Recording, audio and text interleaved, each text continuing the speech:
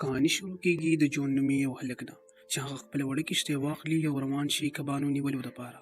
خو چې لږ مزل وکړي نو چې ګوري د هغه طرف ته په سمندر کې دون را روان وي او توره تیاره وي. په تیاره کې چې لږ مزل وکړي نو یو غټ بورډ وویني چې په اوبو کې ولاړ دی. دې خوا له ورشي او د هغې مالک ته چغې وهي، خو څوک ورله اواز ورنه کړي. نو دی پوهه شي چې دا بورډ دلته پسو شوی دی. جون خپله وړه کښتۍ غټ بورډ پسې وتړي او غټ بورډ ته ورخیږي. چې بورډ ته ور دننه شي نو هر څه نارمل وي، او چې بورډ کې کم خوراک پروت وي هغه هم تازه وي.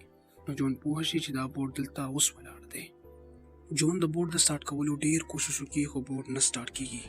د هغې نه پس جون دوربین راواخلي او راس پاس ګوري چې کیدای شي د دې مالک دلته کې چاته نږدې وي او ماته ښکاره شي، خو تر لرې لرې پورې څوک هم نه وي. هغه په رډیو باندې کنټرولر روم سره د میسج کوشش هم وکړي، خو جواب ورته میلو نه شي. د دې ټول هر څه نه بعد هغه بیا د بورډ سر ته وخیږي. چې څنګه د بورډ سر ته وخیږي نو حیرانه پاتې شي چې ګوري د هغه وړه کښتۍ د هغه ځای نه غایبه شوې وي کومه چې جون په بورډ پسې تړلې وي. جون ډیر پریشانه شي، یو خوا د هغه کښتۍ هم غایبه شوه او بل خوا دا بورډ هم خراب دی. د دې نه پس هغه میپ راواخلي او ګوري چې زه په سمندر کې په کوم ځای کې پسو شوی یم، خو هغه ته هېڅ پته ونه لګي. د دې نه پس هغه انجن روم ته لاړ شي او د انجن د سټارټ کولو کوشش وکړي، خو انجن اتوماتیک سټارټ شي. نو جون ډیر خوشحاله شي او واپس کنټرولر روم سره د رابطې کوشش وکړي، خو هیڅ جواب ورته میلو نه شي. لږ ساعت پس جون لا میتیازې ورشي او هغه د بورډ نه ښکته راکوشي.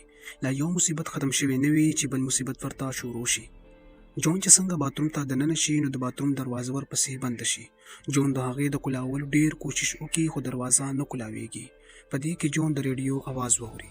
جون چې څنګه شیشه کې وګوري نو یو غټ شپ د هغه د بورډ په خوا تیریږي. جون سره د اخیری چانس وي که چېرې دا شپ د جون نه تیر شو نو جون به بیا یوازې پاتې شي. نو جون یوه کپړه راواخلي او د بورډ د شیشې نه یې ورته خوځوي، خو کپړه وړه وي نو د شپ کپتان کپړه ونه ویني. نو بیا جون یو پړی راواخلي او اوبو ته یې وغورځوي او د بورډ د ودرولو پوره کوشش کوي چې د بدقسمتۍ نه هغه پړی د بورډ د انجن د پرو نه تاو شي او د پړي یو سر د انجن په پرو کې او دویم سر د جون په مرۍ کې انخلي. هلته چې پړی د پرو نه تاویږي او دلته کې جون پانسه کیږي. جون د ځان د خلاصولو ډیر کوشش کوي خو پړی د مرۍ نه لرې کیږي، خو چې څنګه مړ کیږي نو د مرۍ نه یې پړی وځي او د مرګ نه بچ شي او هغه شپ د جون بورډ سره ولګي او جون بورډ کې سوري وشي او په مزه مزه د جون بورډ ته اوبه را سټارټ شي او جون ډیر زیات زخمی شي. او چې کله ځان ته په شیشه کې وګوري نو دغه حالات ډیر زیات خراب وي او جون ته داسې ښکاري چې ما ډیره غټه غلطي وکړه چې زه دې بورډ ته راوختم.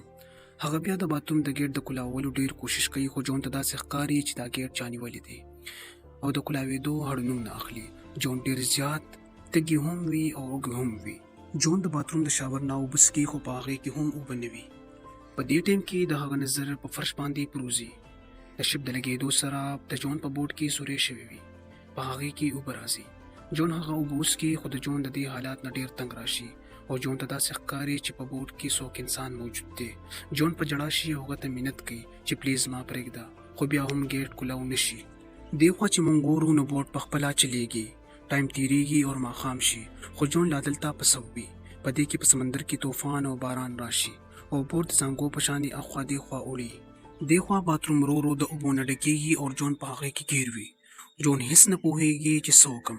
بس جون اوده شي او چې څنګه راپاسي نو طوفان ولاړ وي، خو د جون ټول وجود د یخنۍ د وجې وغوړ شوي وي او په باتروم کې اوبه د هغه د اوږو پورې جمع شوي وي.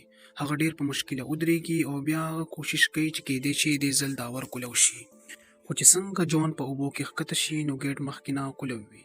ګیټ چا کولو کړی وي. جون ګیټ مات کړي او بهر راوځي او زر زر د بورډ سر ته وخیږي او په کولو فضا کې ساه واخلي.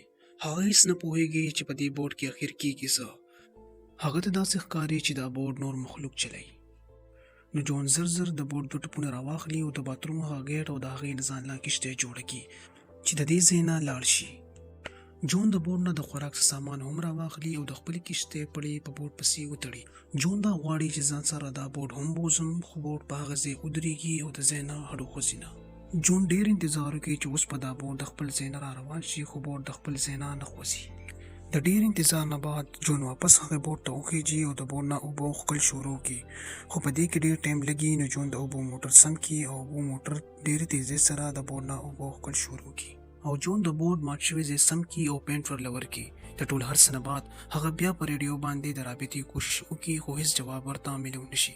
نو هغه ډیر خپه شي او د بورډ سر ته وخیږي په نقشه کې خپل لوکیشن معلومول شروع کی. د دې نه بعد د بورډ د سٹارټ کولو کوشش وکړي خو دا بورډ بند وي ولې چې دا بورډ په خپل چلیږي. په دغه ټیم کې په سمندر کې یو بل بورډ را روان وي نو جون زر د بورډ نه اوبو ته ټوپ کی او په خپل کشته کې د هغه بل بورډ طرف ته روان شي. په دې کې هغه بورډ په خپل سٹارټ شي او د جون طرف ته په تیزی سره را روان شي. جون چې څنګه شاته وګوري نو جون خپل وړه کشته تیزه کی خو بورډ چې څنګه جون وخی نو جون اوبو ته ټوپ کی او ځان د مرګ نه بچ کی او بورډ د هغه نه ډیر لري لاړ شي. جون چې دا سین وګوري نو جون ته معلومه شي چې بورډ کله هم نه غواړي چې زه د دې بورډ نه لري لاړ شم. جون دا سوچ کوي چې ټوله شپه په اوبو کې تیره کی او په اوبو کې غټ غټ شارک کبان هم وي او د ټولو نه غټ مصیبت یخني وي. جون دا نه غواړي خو د مجبورۍ د وجې واپس بورډ ته راشي او د یخنۍ نه ټول رپیږي نو ښکته راکوشي او څادر واچوي او ویده شي. جون چې څنګه د خوب نه راپاڅي نو دا بورډ ډېر په تیزۍ سره روان وي او جون ته دا پته نه وي چې دا بورډ اخر کوم خوا ځي. جون چې څنګه بهر ته وځي نو مین ګیټ بیا چا بند کړی وي نو جون له غوسه ورشي او له دیوال شروع کړي.